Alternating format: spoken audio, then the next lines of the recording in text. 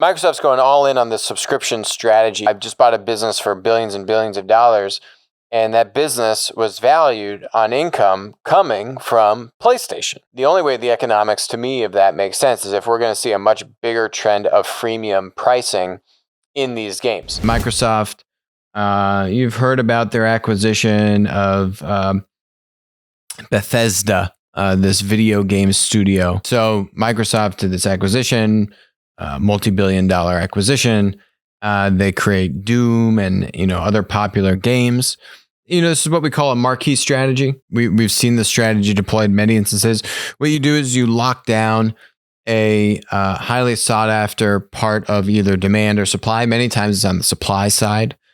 So they're locking down a strong supply side asset. This game developer studio. We saw them do this with with Halo and other games in the past that Microsoft has made exclusive to their platform. This is a tried and true strategy for them. They use their balance sheet. They spend a bunch of money. What was interesting, though, with the acquisition was Satya, CEO of Microsoft, said that they would still honor the commitments that Bethesda had made with PlayStation. So why this is all happening now is PlayStation and Xbox are coming out with their next generation consoles. Xbox is investing a lot in a pure, entirely subscription-based offering. So you can get the hardware subscription, you can do the Game Pass, and get access to like 100 different games for free if you pay a monthly subscription fee between $5 to $15 a month. And if you want to get a new Xbox, you'll pay up to $35 a month and you'll get a new Xbox and the game package and the whole deal, right? Awesome. So Microsoft's going all in on this subscription strategy concept. So to do that, they, their video game release schedule for the fall was kind of light. I think the Halo, reboot was delayed. And so their production schedule, their release schedule is lacking a little bit. And boom, they come out of the gates heavy with this acquisition. Weird thing, though, is this video game company had made commitments to PlayStation to give them preferred access to a couple titles that they were releasing to PlayStation.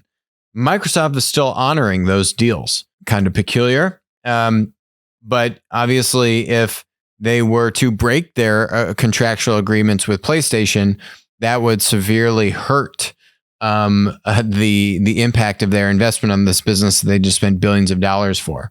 So, it's not always just boom, buy the thing. And, I've just bought a business for billions and billions of dollars. And that business was valued on income coming from PlayStation. The impact of this is really a much longer term thing, although they do have a somewhat soft video game schedule to release at launch. Hopefully this will make an impact on the gamers to say, oh, well, over time, Doom and other games, well, Xbox is going to get better access to those or priority features or whatever it is. They're going to get like favored nation status on Xbox versus not so much on PlayStation. Oh, I remember now, like Legends of Morrowind, I think is the big game, which I used to play way back in the day. The interesting thing with this with this push is, let's look at Fortnite, right? Fortnite did $1.8 billion in revenue in 2019. Fortnite is free.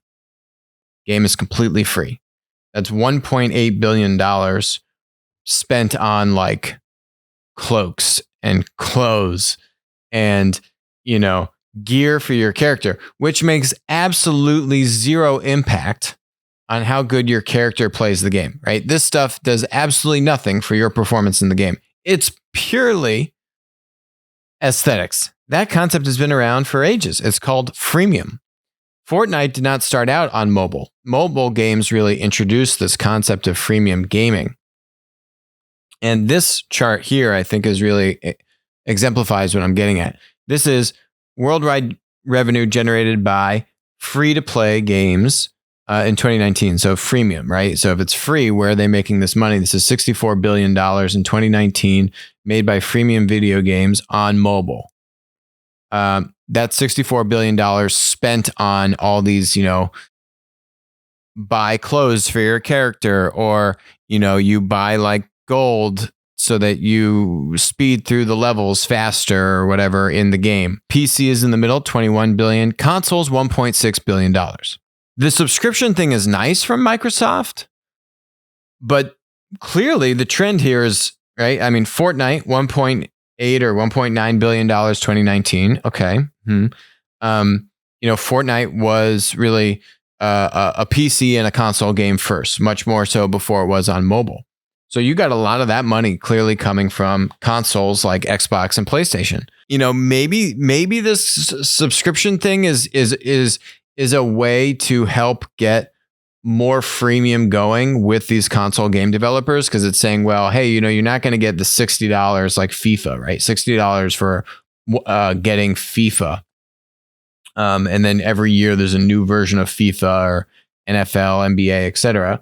So users are going to get access to all these games. You're going to get a much smaller amount of revenue for just access to play the game, but maybe they're trying to push these game developers into a freemium model.